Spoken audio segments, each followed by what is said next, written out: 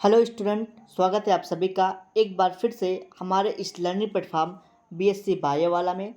Student, आज इस lecture में हम आपके साथ डिस्कशन करने वाले हैं differences between mycoplasma and phytoplasma. Mycoplasma और फाइटोप्लाज्मा में क्या डिफरेंस है, आज इसी के बारे में हम आपके साथ इस लेक्चर में डिस्कशन करने वाले हैं। तो प्रीवियस क्लास में मैंने आपको माइकोप्लाज्मा और फाइटोप्लाज्मा को डिस्कस कर लिया था, यानी कि क्या होता है माइकोप्लाज्मा और क्या होता है फाइटोप्लाज्मा। इसको मैंने आपको प्रीवियस क्लास में इसके बारे में, इन दोनों के बारे में मैंने आपको अच्छे से बताया था। आज उसी सीरीज को कंटिन्यू करते हुए हम लोग एक टॉपिक पे आ गए हैं, जिसका नाम है differences between mycoplasma and phytoplasma. यानी कि माइकोप्लाज्मा और फाइटोप्लाज्मा में क्या डिफरेंस होता है, क्या इसमें अंतर है, आज इसी के बारे में हम आपके साथ डिस्कशन करेंगे।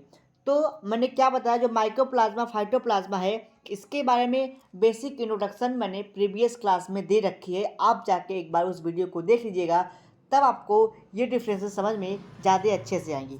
ये केवल डिफरेंस की बात होगी, उनमें क्या समानता है इस पे बात हम लोग नहीं करेंगे, केवल डिफरेंस पे बात होगी।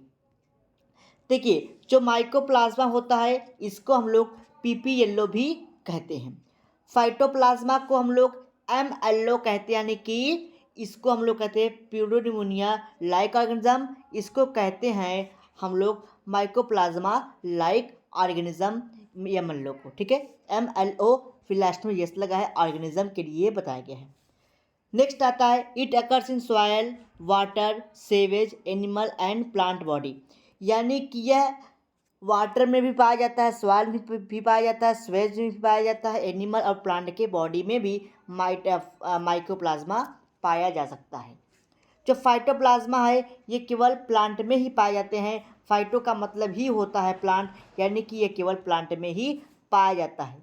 तो आपको अगर मेन डिफरेंस आप ये समझिए, फाइटो का मतलब प्लांट, प्लांट में ये पाया जाएगा, ठीक है। देखिए, जो माइकोप्लाज्मा होता है इसकी साइज लगभग 0.1 से 2.5 डायमीटर यानी कि माइक्रोमीटर का होता है। बल्कि जो आपका फाइटोप्लाज्मा होता है वो 0.2 से 0.8 माइक्रोमीटर इन डायमीटर में होता है। नेक्स्ट आता है, जो फाइटोप्लाज्मा माइकोप्लाज्मा होते हैं वो सेप्रोफाइट या फिर पैरासाइट हो सकते हैं, यानी कि ये दूसरों से या फिर सड़े गले पदार्थों से अपना भोजन प्राप्त करेंगे। ये केवल क्या होता है, ऑब्लिगेट पैरासाइट होता है, यानी कि ये दूसरे जीव में रह करके अपना भोजन प्राप्त करता है। यानी कि ये पैरासाइट होते हैं, लेकिन ये किसी प्लांट सेल में रह करके वहाँ से भोजन प्राप्त करेगा। ये क्या होते हैं, सेप्रोफाइट होते हैं, जो है कि किसी सड़े गले पदार्थ से या फिर आप कह सकते हैं कि किसी होस्ट से भी भोजन ले सकते हैं, यानी कि पैरासाइट और डिसेप्रोफाइट दोनों होते हैं। नेक्स्ट आता है it can be grow in artificial culture medium. Phyto mycoplasma को हम लोग आर्टिफिशियल कल्चर मीडियम में भी ग्रो करा सकते हैं, बल्कि फाइटोप्लाज्मा को आप कल्चर मीडियम में ग्रो नहीं करा सकते। नेक्स्ट पॉइंट आता है it cause a disease in plant and animal. जो माइकोप्लाज्मा होता है ये प्लांट और एनिमल में डिजीज काज करता है, बल्कि जो फाइटोप्लाज्मा होता है ये केवल प्लांट में डिजीज काज करता है, जबकि माइकोप्लाज्मा एनिमल और प्लांट दोनों में डिजीज काज करते हैं। नेक्स्ट आता है the transmission of disease can occurs by different method such as air, water and insect.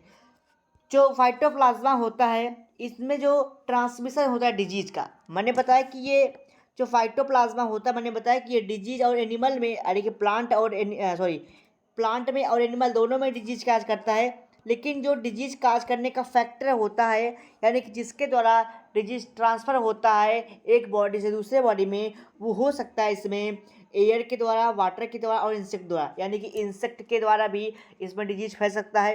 यानी कि अगर एक ह्यूमन बींग डिजीजेज है, तो अगर इसको कोई इंसेक्ट ने काटा है और इस पे जाके कोई इंसेक्ट इसी इंसेक्ट को यहाँ पे काट ले, लाइक आप समझ सकते हैं कि कोई मॉस्किटो है, मच्छर है, इसको काट लिए इस ह्यूमन बींग को, फिर जाके इस ह्यूमन को काट ले, तो दोनों में डिजीज फैलने के चांस हो सकते हैं। या फिर आप कह सकते हैं कि आप वाटर है, वाटर दूषित वाटर है, तो आप इसको अगर पी लेते हैं तो वहाँ पे आपको डिजीज हो सकता है। एयर पोल्यूशन यानी कि अगर पोल्यूशन में है वो चीज़ तो एयर के माध्यम से हो सकता है, नोजल पोर के माध्यम से आपके बॉडी में इंटर कर सकता है। इसमें आता है transmission of disease only occurs by insect vector. ये केवल इंसेक्ट के द्वारा, प्लांट में केवल इंसेक्ट द्वारा ही क्या हो सकता है, इसमें डिजीज काज कर सकता है। प्लांट में डिजीज काज करेगा लेकिन वो किसी इंसेक्ट द्वारा, यानी कि अगर प्लांट में कोई इंसेक्ट चला जाए तो अगर वो इन्फेक्टेड है तो वो डिजीज काज कर सकता है। तो ये रहा major differences between mycoplasma and phytoplasma में। स्टूडेंट, नेक्स्ट लेक्चर में हम आपके साथ डिस्कशन करेंगे एक्टिनोमाइसिटीज़ के बारे में। एक्टिनोमाइसिटीज़ क्या होता है इसके बारे में हम नेक्स्ट लेक्चर में आपके साथ डिस्कशन करेंगे। अगर आपके कोई डाउट, कोई क्वेरीज, कोई क्वेश्चन हो, आप कमेंट बॉक्स में अपने डाउट, क्वेरीज, क्वेश्चन को पूछ सकते हैं। मिलते हैं अगले लेक्चर में नेक्स्ट टॉपिक के साथ।